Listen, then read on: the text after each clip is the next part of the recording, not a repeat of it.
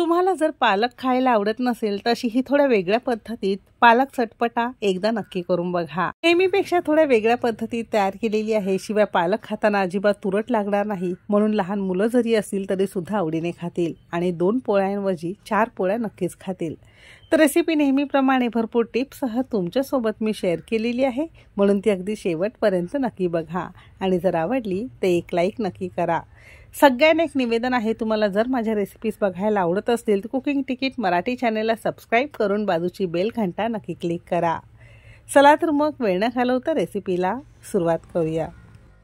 सगळ्यात पहिल्यांदा इथे आपण एक मध्यम आकाराची छान हिरवीगार ताजी टवटवीत पालकाची जुडी घेतलेली आहे। बाजारातून आणल्यानंतर मिठाच्या पाण्यामध्ये एक 10 मिनिटं आपण भिजत ठेवलेली होती। भाजी स्वच्छ धुवून झाल्यानंतर देठांसहित खुडून घेतली आणि मोठी मोठी चिरून घेतलेली आहे।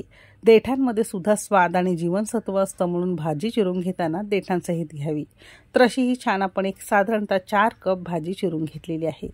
गॅसवर एक कढई गरम करत ठेवलेली आहे। कढई छान गरम झाली की आवश्यकतेनुसार आपण इथे तेल घेणार आहोत। तेल तुम्ही तुमच्या आवश्यकतेनुसार कमी अधिक करू शकता। तेल कडकडीत गरम झालं की इथे आपण एक 12 ते 15 लसणाच्या पाकळ्या बारीक चिरून घेतलेल्या आहे। तुम्ही ठेसून घेतल्या तरी सुद्धा चालू शकेल। फक्त या भाजीला ना अगदी ताजा लसूण घालावा, म्हणजे भाजीला चव अगदी लसणाचा छान येईल।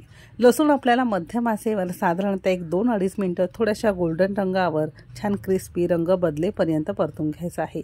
लसूण इथे छान परतला की इथे आपण एक मध्यम आकाराचा कांदा जमेल तितका बारीक चिरून घेतलेला आहे। कांदा सुद्धा आपल्याला गुलाबी रंगावर एक 5 मिनिटं परतून घ्यायचा आहे। भाज्यांना खूप जास्त कांदा परतला जात नाही, त्याने भाजीला हलकीशी कडवट चव येते, म्हणून लक्षात असू द्या कोणत्याही भाज्या किंवा रस्सा भाज्या वगैरे करत असाल तर कांदा आपल्याला असा हा गुलाबी परतून घ्यायचा आहे। गुलाबी कांदा झाला की इथे आपण 2 मध्यम आकाराचे लाल भडक टोमॅटो घेतलेले आहे। या भाजीला टोमॅटो थोडा जास्त घालायचा, म्हणजे पालकाची तुरट चव लागत नाही आणि भाजी आपली चटपटीत तयार होते। टोमॅटो साधारणतः एक 5 मिनिटं चांगला नरम होईपर्यंत परतून घेतलेला आहे। तर फोडणीला कांदा टोमॅटो लसूण आपण मस्त लालसर आणि छान खमंग परतून घेतलेला आहे। आता यामध्ये रोजच्या वापरातले काही बेसिक मसाले घालणार आहोत, ज्यामध्ये अगदी पाव चमचा हिंग पूड असेल, पाव चमचा आपण इथे हळद घालणार आहोत आणि अगदी अर्धा चमचा धने जिरे पूड घालणार आहोत आणि आवश्यकतेनुसार किंवा आवडीप्रमाणे कमी अधिक तिखट घालायचं आहे। साठवणीचं जे कोणतं तिखट खात असाल ते तिखट तुम्ही इथे वापरू शकता।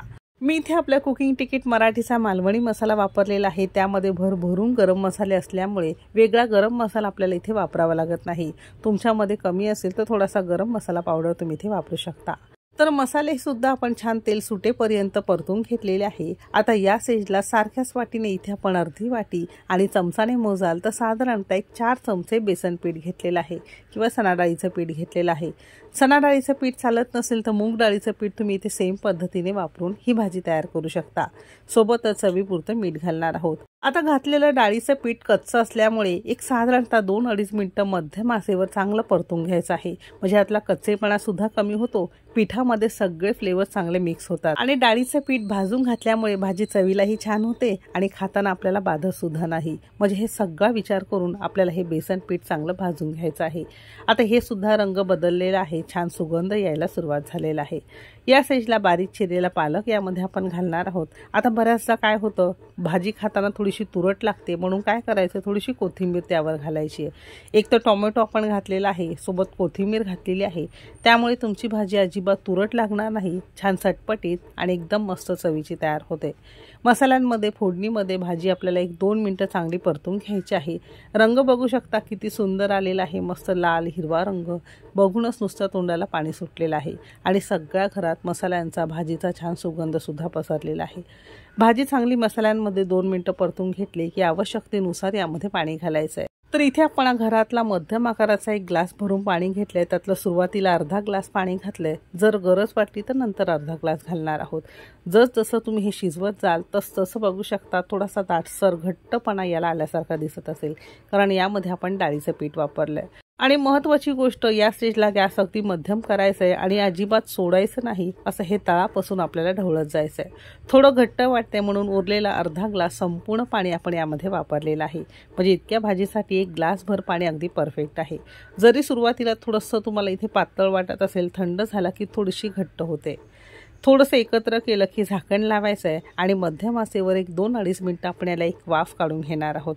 म्हणजे भाजी, डाळीचं पीठ सगळंही मसाले चांगले यामध्ये शिजतील आणि चांगले एकजीव होतील.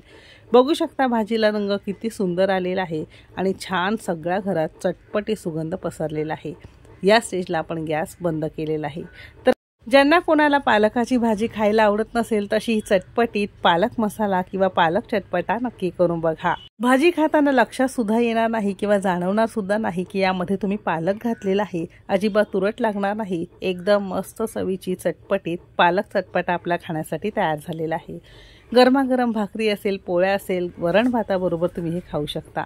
नक्की करून बघा आणि कसं झालंय कमेंट करून नक्की सांगा. रेसिपी जर आवडली तर एक लाईक नक्की करा. चॅनेलवर नवीन असाल सबस्क्राईब करा.